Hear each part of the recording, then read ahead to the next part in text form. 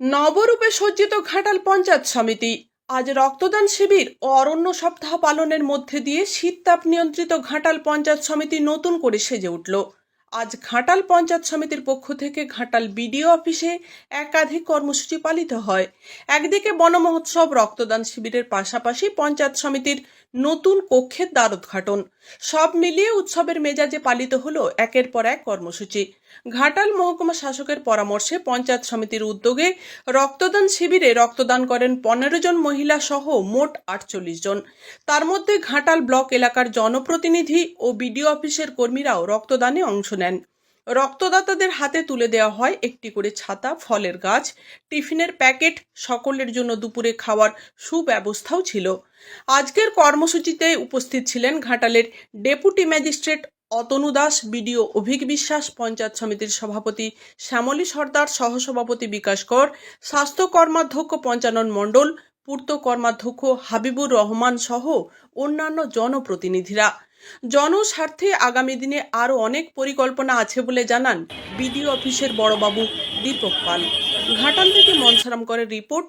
আমি Papiya Bandyopadhyay, Ghatal, Republic TV digital media. সত্যি আমাদের খুবই আনন্দের এটা যে আমরা পঞ্চায়েত সমিতি আগের বছর এসেছিলাম, এক বছর টার্ম হয়ে গেছে আমাদের। প্রথমে এসে আমরা দেখলাম যে অফিসগুলো একবারে অগোছালো, না এয়ারি, না ডেকোরেটেড, কোনোভাবেই এটা অফিস বলে মানা যায়নি।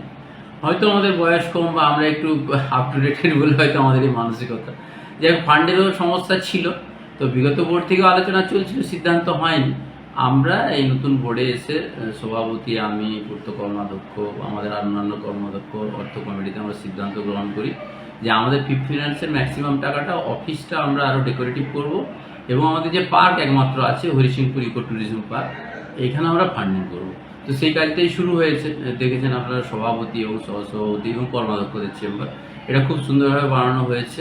এখানে আমাদের ঘন্টার পর ঘন্টা মিটিং চলে। না ভালো এয়ার কন্ডিশন ছিল, না ভালো পাখা ছিল, না আলো ছিল। তো এইগুলো করা হয়েছে জনগণের কাজ করার জন্যই আমরা একটি ডেকোরেটিভ করেছি, আমাদের নিজেদের জন্য নয়।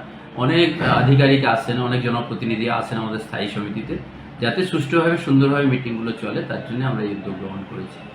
আজকে আমরা নবতম সংযোজন আমরা রক্তদান শিবির করেছি, কেননা আমরা জানি যে এই সময় রক্তের যে সংকট আমাদের ঘাটাল ব্লাড ব্যাংক থেকে শুরু করে আরও যে বিভিন্ন হসপিটালগুলো আছে, সব জায়গায় রক্তের সংকট চলছে।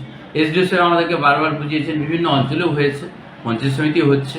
তো বিভিন্ন অঞ্চলে হওয়ার জন্য হয়তো আমাদের সংখ্যাটা খুব বেশি হবে না, যেটা আমরা এখন দেখতে পাচ্ছি বিষয়টা, কিন্তু এটা সাফল্যের সাথে আমাদের রক্তদান শিবিরটাও হয়েছে। তো সংশ্লিষ্ট সবাইকে ধন্যবাদ জানাই, এটা খুবই আনন্দের দিন। এসডিও সাহেব খুব ব্যস্ত, উনি চলে গেছেন কলকাতা, ডিএমডিসি সাহেবকে পাঠিয়েছিলেন, বিডিও সাহেব, সভাপতি, পূর্ত কর্মাধ্যক্ষ, রাজাবাবু সহ সমস্ত কর্মাধ্যক্ষরা উপস্থিতিতে, প্রধান উপদেষ্টাদের উপস্থিতিতে আমাদের এই অনুষ্ঠানটা চলছে।